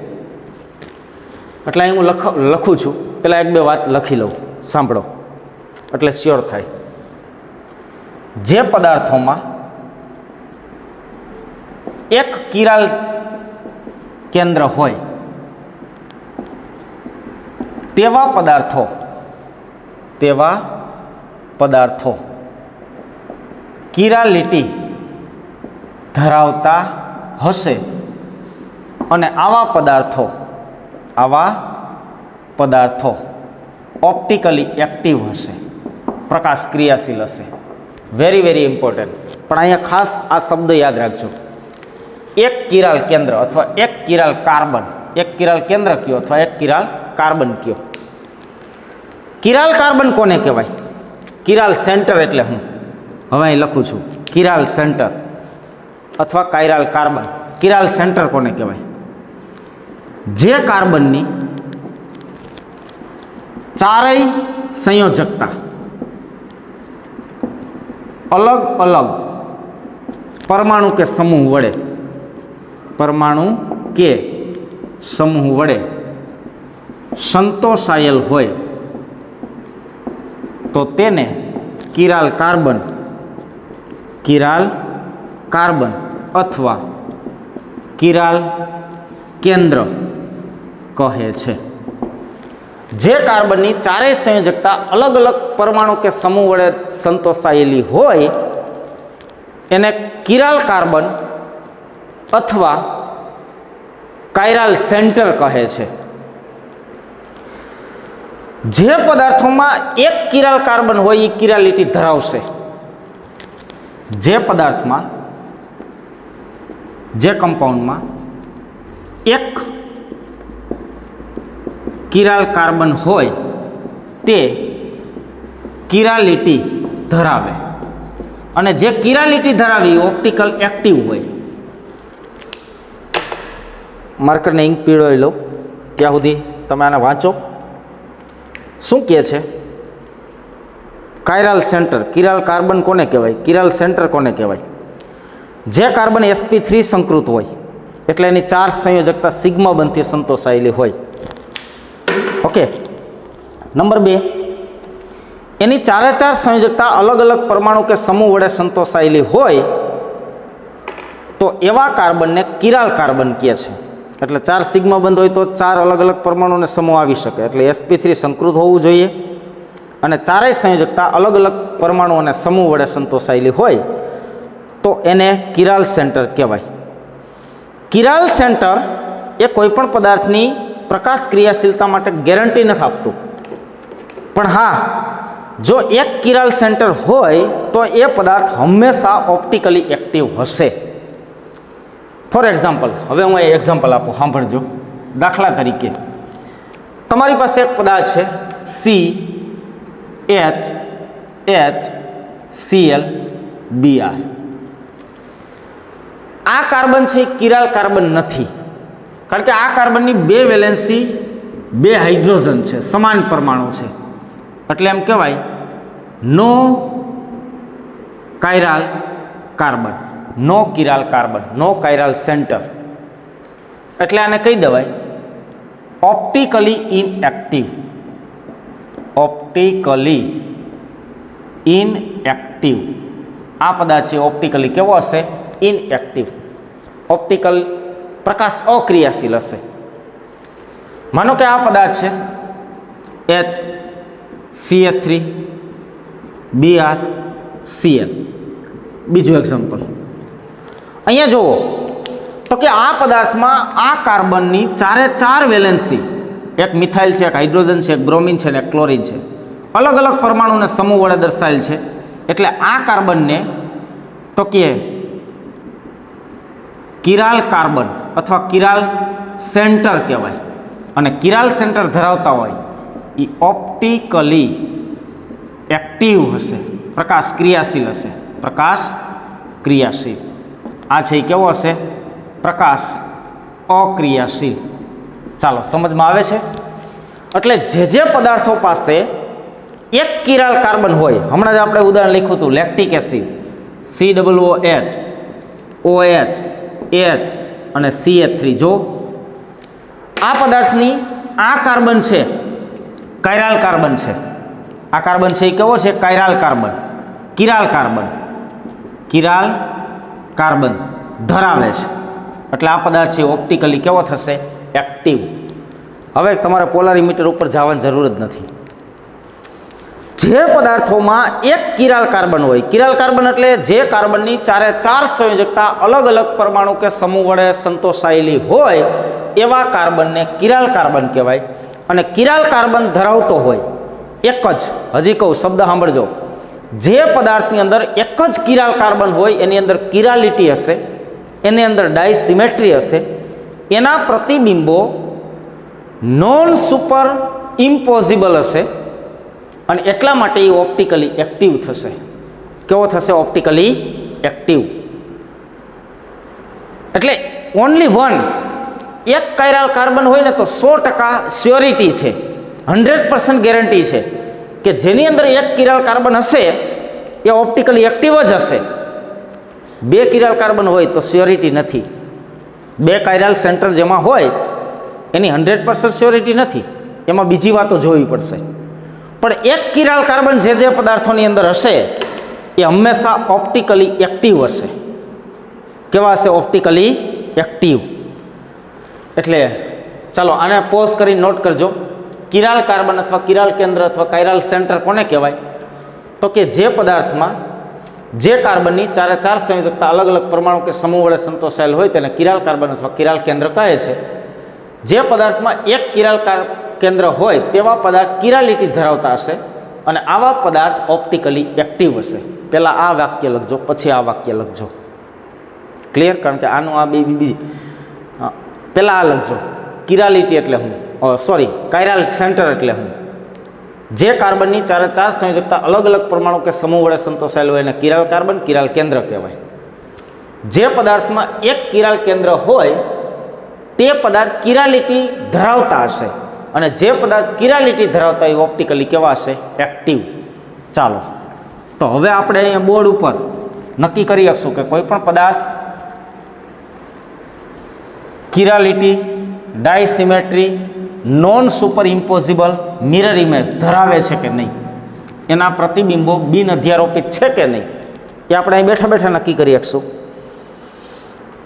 એટલે હું આમ કહું છું કે જો એક કાયરાલ સેન્ટર અથવા તમે એને કાર્બન પણ કહો, એક કાયરાલ સેન્ટર અથવા એક કિરાલ કાર્બન હોય તો એવા પદાર્થોની અંદર કિરાલિટી હશે જ.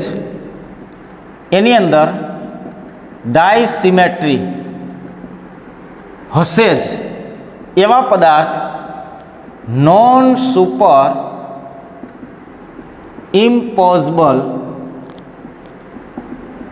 મિરર ઇમેજ હશે જ, અને એવા પદાર્થો ઓપ્ટિકલી એક્ટિવ હશે. એટલે આપણે ખાલી શોધવાનું થયું કે કાયરાલ સેન્ટર, પણ ખાસ અંડરલાઈન કરજો, એક કાયરાલ સેન્ટર. ક્લિયર?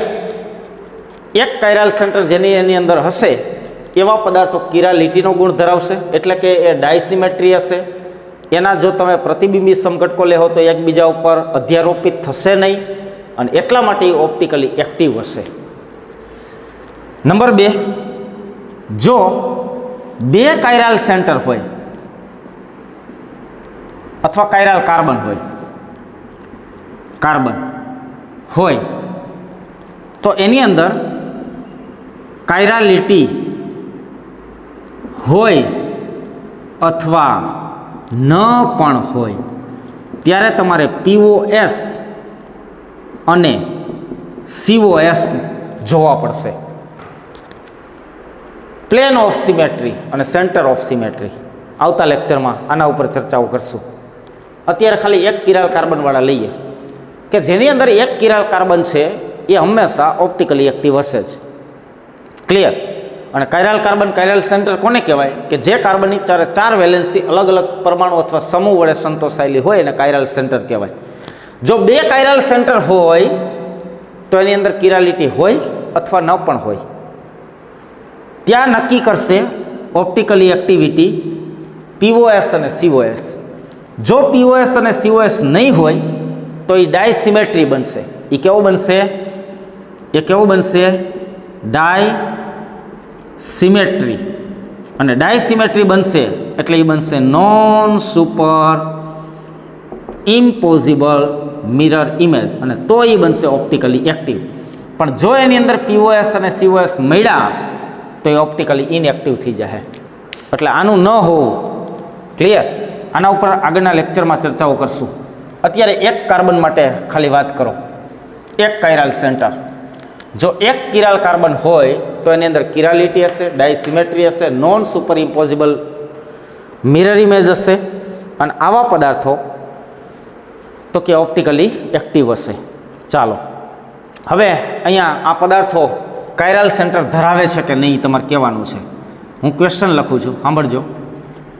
નીચેના પદાર્થો ઓપ્ટિકલ એક્ટિવ હશે કે નહીં? ચાલો જણાવો. નંબર 1, પહેલો પદાર્થ લખું છું,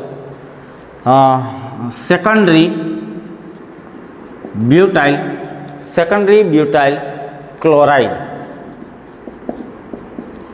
સેકન્ડરી બ્યુટાઇલ ક્લોરાઇડ. નંબર 2, બીજો લખું છું, ટર્ટ બ્યુટાઇલ ક્લોરાઇડ.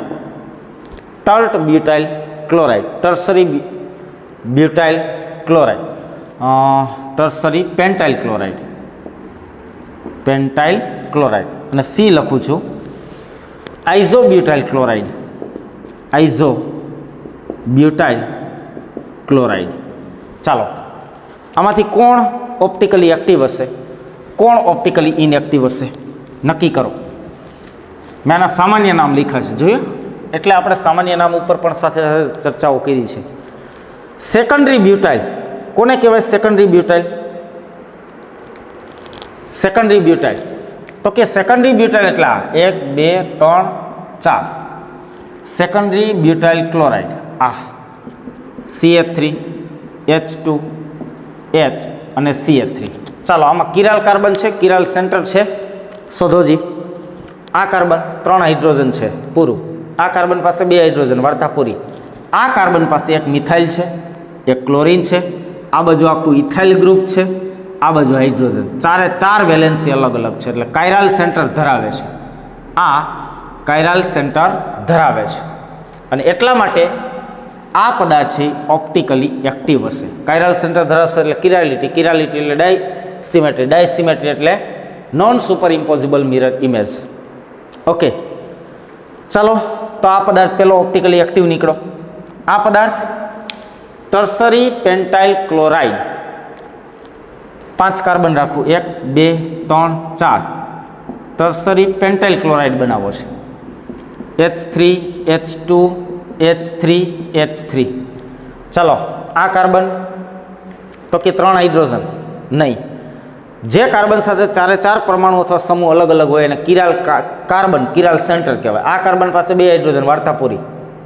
આ કાર્બન પાસે 2 મિથાઇલ છે, એ પણ નથી. આ કાર્બન પાસે 3 હાઇડ્રોજન, આ કાર્બન પાસે 3 હાઇડ્રોજન, એટલે આની અંદર કિરાલ સેન્ટર નથી, અથવા એમ કહેવાય કે કાયરાલ કાર્બન નથી અને એટલા માટે આ ઓપ્ટિકલી ઇનએક્ટિવ.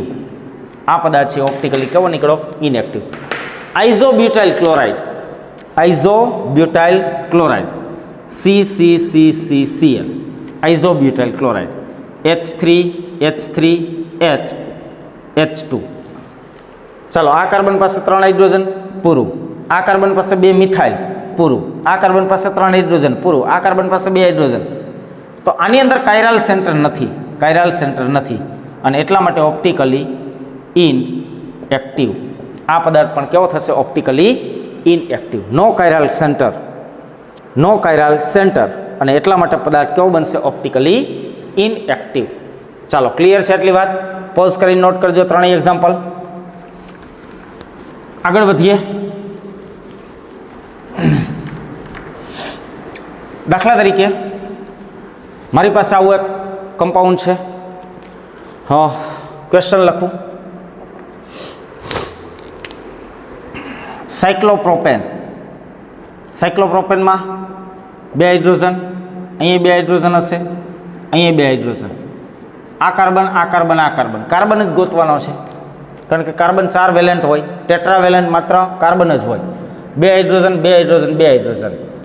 નો chiral centre, no chiral centre. કાયરાલ centre આની અંદર છે નહીં, એટલે ઓપ્ટિકલી ઇનએક્ટિવ. Optically inactive. આ ઓપ્ટિકલી ઇનએક્ટિવ. ઓકે, ચાલો બીજો એક લ્યો. દાખલા તરીકે મિથાઇલ સાયક્લોપ્રોપાઇલ. જો ભાઈ, આ કાર્બન સાથે એક હાઇડ્રોજન હશે, આની પાસે તો 2 હાઇડ્રોજન છે એટલે અહીંયા કાયરાલિટીનો પ્રશ્ન જ નથી. આની પાસે 2 હાઇડ્રોજન છે એટલે આ કાયરાલિટીનો પ્રશ્ન. એક અહીંયા પ્રશ્ન છે, આ બાજુ હાઇડ્રોજન છે, આ બાજુ મિથાઇલ છે. અહીંથી આમ આવો એટલે આ CH2 CH2, અહીંથી આમ જાવ તો આ CH2 CH2, આ 2 ગ્રુપ સમાન છે એટલે અહીં કહી દો નો કાયરાલ કાર્બન, એટલે ઓપ્ટિકલી ઇનએક્ટિવ. આ પદાર્થ પણ કેવો થાય? Optically inactive. ચાલો એક બીજો પદાર્થ લો. દાખલા તરીકે OH અને મિથાઇલ આમ છે. ચાલો આની અંદર કિરાલ કાર્બન છે. જોવોજી ભાઈ, આ કાર્બન પાસે તો 2 હાઇડ્રોજન છે એટલે આ કિરાલ કાર્બન નથી. ઓકે, 2 હાઇડ્રોજન એટલે આ કિરાલ કાર્બન નથી. વાર્તા પૂરી. આ કાર્બન જોવો ભાઈ, આ કાર્બન પાસે એક હાઇડ્રોજન હશે, એક OH. આ બાજુ જાઓ એટલે CH3. આ બાજુ જાઓ CH2 CH3, 2 અલગ અલગ ગ્રુપ થયા એટલે આ કાયરાલ સેન્ટર થશે. આ કાર્બનનું વિચારો, એક મિથાઇલ, એક હાઇડ્રોજન. આ બાજુ જાઓ એટલે CHOH. આ બાજુ જાઓ તો CH2 CHOH, એટલે અહીંયા અલગ અલગ 4 ગ્રુપ છે. આની અંદર 2 કાયરાલ સેન્ટર છે, 2 કાયરાલ સેન્ટર. અને 2 કાયરાલ સેન્ટર છે તો સ્યોરિટી નથી, ઓપ્ટિકલી એક્ટિવ નીકળે અને ઓપ્ટિકલી ઇનએક્ટિવ નીકળે. એટલે આના માટે હવે તમારે POS અને COS જોવા પડશે. આના માટે શું જોવું પડશે? POS અને COS. એટલે આને ઓપ્ટિકલી એક્ટિવ કે ઇનએક્ટિવ કહી શકશું નહીં. માની લો તમને આગળનું એક્ઝામ્પલ આપું. દાખલા તરીકે આવો કમ્પાઉન્ડ છે OH અને CH3. આ ઓપ્ટિકલી એક્ટિવ છે કે ઓપ્ટિકલી ઇનએક્ટિવ? ઓપ્ટિકલી એક્ટિવ છે કે ઓપ્ટિકલી ઇનએક્ટિવ? જોઈએ કાયરલ સેન્ટર પહેલાં જોઈએ. અહીંયાથી આ કાર્બન છે તો એ કાર્બન સાથે એક હાઇડ્રોજન.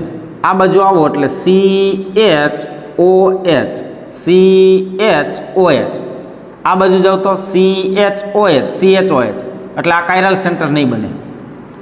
અહીંયા જોવો જી ભાઈ, કાર્બન સાથે એક હાઇડ્રોજન એક OH. આ બાજુ જાઓ એટલે CHOH ને આ બાજુ જાઓ એટલે CH3. એટલે આ કાયરલ સેન્ટર છે. આ કાર્બન કાયરલ સેન્ટર છે. આ કાર્બન એ કાયરલ સેન્ટર થશે. એક OH આ કાર્બન સાથે, એક OH એક હાઇડ્રોજન. આ બાજુ CHOH અને આ બાજુ CH3. એટલે આ પણ કાયરલ સેન્ટર છે. મતલબ 2 કાયરલ સેન્ટર અથવા 2 કાયરલ કાર્બન છે. તો આનો POS અને COS જોવો પડશે. POS અને COS. અને એના ઉપરથી ડિસિઝન લઈ શકાય કે આ ઓપ્ટિકલી એક્ટિવ છે કે ઓપ્ટિકલી ઇનએક્ટિવ. ક્લિયર? અહીંયા તમે કહી શકશું નહીં. ચાલો આગળનું એક્ઝામ્પલ અને પોઝ કરીને નોટ કરતા જજો. જો એક કાયરલ સેન્ટર મળે છે, એકય કાયરલ સેન્ટર નથી તો ઓપ્ટિકલી ઇનએક્ટિવ. એક કાયરલ સેન્ટર છે તો ઓપ્ટિકલી એક્ટિવ જ છે. 2 કાયરલ સેન્ટર છે તો આપણે કહી શકશું નહીં કે ઓપ્ટિકલી એક્ટિવ છે કે પ્રકાશ અક્રિયાશીલ છે કે પ્રકાશ ક્રિયાશીલ. એના માટે પ્લેન ઓફ સિમેટ્રી અને સેન્ટર ઓફ સિમેટ્રી POS અને COS જોવા પડશે. શું જોવા પડશે? POS અને COS. ચાલો બીજું એક સંયોજન દાખલા તરીકે ક્વેશ્ચન આપો. માની લો કે અહીંયા CH3 છે. આમાં કાયરલ સેન્ટર છે કે નહીં જોઈએ. આ કાર્બનનું વિચારી, બાકી તો બધા કાર્બન પાસે 2 હાઇડ્રોજન છે એટલે બીજાનું આપણે વિચારતા જ નથી. આ એક કાર્બન જોવો, એક બાજુ મિથાઇલ છે એક બાજુ hydrogen. CH2 CH2 CH2 CH2 CH2. અહીંથી જુઓ આમ તો 1 2 3 4 અને 5 CH2. એટલે આ 2 બાજુ સમાન છે. એટલે નો કાયરલ સેન્ટર. કાયરલ સેન્ટર અહીંયા હાજર છે નહીં. ઓકે, ચાલો આમાં CH3 આમાં કાયરલ સેન્ટર છે કે નહીં? આ કાર્બનનું વિચારી શકાય. આ કાર્બન સાથે એક હાઇડ્રોજન એક મિથાઇલ, 2 અલગ થયા. આ બાજુ CH2 આ બાજુ CH3 CH2. તો આ 2 ગ્રુપ ડિફરન્ટ છે એટલે આ કાયરલ સેન્ટર છે. એક કાયરલ સેન્ટર. આ કાર્બનનું પણ વિચારો. અહીંયા એક હાઇડ્રોજન છે એક મિથાઇલ છે. આ બાજુ CH3 આ બાજુ CH2 તો અહીંયા એક કાયરલ સેન્ટર છે. મતલબ અહીંયા 2 કાયરલ સેન્ટર છે. કેટલા કાયરલ સેન્ટર છે? 2. અને 2 કાયરલ સેન્ટર ઉપર શ્યોરિટી નથી કે ઓપ્ટિકલી એક્ટિવ છે કે ઇનએક્ટિવ. એના માટે બીજી વસ્તુઓ જોવી પડશે. ચાલો અહીંયા આ વિચારો. દાખલા તરીકે Cl અને Br. આ કાર્બન ઉપર CH2 અહીંયા CH2 અહીંયા CH2. એટલે એ તો કિરલ કાર્બન છે જ નહીં. આ કાર્બનનું વિચારો જી, એક Cl એક Br. CH2 3 CH2. અહીંથી વિચારો CH2 અહીં 3 CH2. એટલે અહીંયા કાયરલ સેન્ટર એબસન્ટ છે. કાયરલ કાર્બન અહીંયા હાજર છે નહીં. ચાલો અહીંયા વિચારો Cl Br. અહીં એક H હશે, અહીંયા પણ એક H. અહીંયા તો CH2 એટલે આ 2 તો ગયા. અહીંયા વિચારો જી શું છે તો કે આ કાર્બનથી અહીંયા Br એક હાઇડ્રોજન, 2 અલગ થયા. હવે આમ જાઓ CH2 CHCl. અહીંયાથી આમ જાઓ CH2 CHCl. તો આ 2 ગ્રુપ સમાન થયા એટલે અહીંયા પણ કાયરલ સેન્ટર એબસન્ટ છે. નો કાયરલ સેન્ટર. ક્લિયર? કિરાલ કાર્બન હાજર છે નહીં. ઓકે, ચાલો પોઝ કરીને નોટ કરજો. બીજું એક એક્ઝામ્પલ આપું. દાખલા તરીકે CH3 C Br H C Cl H CH3. ચાલો આમાં કાયરલ સેન્ટર આ કાર્બન 3 હાઇડ્રોજન, કાયરલ સેન્ટર નથી. આ કાર્બન, આ બાજુ CH, આ બાજુ CH3, આ બાજુ H, આ બાજુ Br, એટલે આ કાયરલ સેન્ટર. ચારેય પરમાણુના સમૂહ અલગ અલગ. આ કાર્બન પર કાયરલ સેન્ટર થાય, કારણ કે એક બાજુ મિથાઇલ છે, એક બાજુ હાઇડ્રોજન, એક બાજુ ક્લોરીન, એક બાજુ આખું ગ્રુપ. એટલે આમાં 2 કાયરલ સેન્ટર છે, 2 કાયરલ સેન્ટર પ્રેઝન્ટ છે. તો સ્યોરિટી નથી, હોઈ શકે ન પણ હોઈ શકે. ક્લિયર? ઓપ્ટિકલ એક્ટિવ હોઈ શકે, ઓપ્ટિકલ એક્ટિવ ન પણ હોઈ શકે. એક બહુ ફેમસ ઉદાહરણ લઉં. દાખલા તરીકે ગ્લુકોઝ શું છે? C6H12O6. સૂત્ર છે COH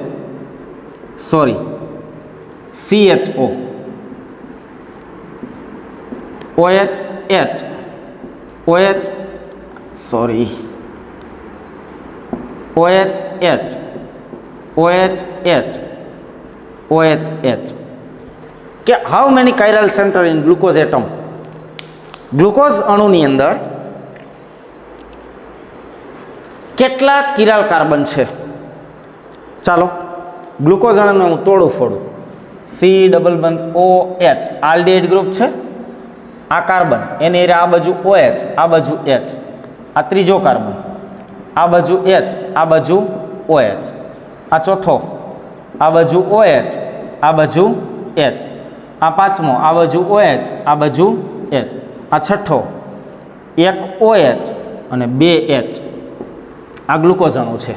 ચાલો આમાં કેટલા કિરાલ કાર્બન છે કયો? આ કાર્બન તો દ્વિબંધવાળો છે, 4 વેલેન્સી છે જ નહીં, નીકળી ગયો. આ કાર્બન તો કે ઉપર આલ્ડિહાઇડ છે, આ બાજુ હાઇડ્રોજન, આ બાજુ OH અને આ બાજુ આખું ગ્રુપ છે, એટલે આ કાયરલ કાર્બન થયો. Second number. આ 1, આ 2, આ 3, આ 4, આ 5, આ 6, 6 કાર્બન વાળો છે. આ કાર્બનનો વિચારો, આ બાજુ હાઇડ્રોજન, આ બાજુ OH, આ બાજુ આખો આ ગ્રુપ છે અને આ બાજુ આખો આ ગ્રુપ છે. આ ગ્રુપ અને આ ગ્રુપ 2 અલગ છે, એટલે આ કાયરલ સેન્ટર થાય. આ કાર્બનનો વિચારો, આ બાજુ OH, આ બાજુ H, 2 અલગ અલગ થયા. આ બાજુ આખો આ ગ્રુપ અને આ બાજુ આખો આ ગ્રુપ, મતલબ આખું, અને નીચે આ આખું. ક્લિયર? આ બાજુ આ H અને આ બાજુ આ OH, તો ચારેય અલગ અલગ, એટલે આ કાયરલ કાર્બન થાય. આ કાર્બન OH H, આ બાજુ આ ઉપર આખો, આ બાજુ આ નીચે આખો, આ કાયરલ સેન્ટર થયું. આ કાર્બન એક બાજુ OH, 2 હાઇડ્રોજન આવી ગયા, વાર્તા પૂરી. તો ગ્લુકોઝ એકમની અંદર 4 કિરાલ કાર્બન છે, અથવા 4 કિરાલ સેન્ટર છે. કેટલા કિરાલ સેન્ટર છે? 4. એટલે એક જ કિરાલ સેન્ટર હોય એવું પણ આવશ્યક નથી, એક કરતાં વધારે કિરાલ સેન્ટર પણ હોઈ શકે. ચાલો, ક્લિયર થઈ છે? ઓકે. તો જો એક કિરાલ કાર્બન હોય તો 100% પદાર્થ ઓપ્ટિકલ એક્ટિવ હશે. 2 કિરાલ કાર્બન હોય ત્યારે પદાર્થ ઓપ્ટિકલ એક્ટિવ હશે કે ઓપ્ટિકલ ઇનએક્ટિવ, એના ઉપરની ચર્ચાઓ આગળના લેક્ચરની અંદર કરશું. ભણતા રહો, ખુશ રહો. All the very best.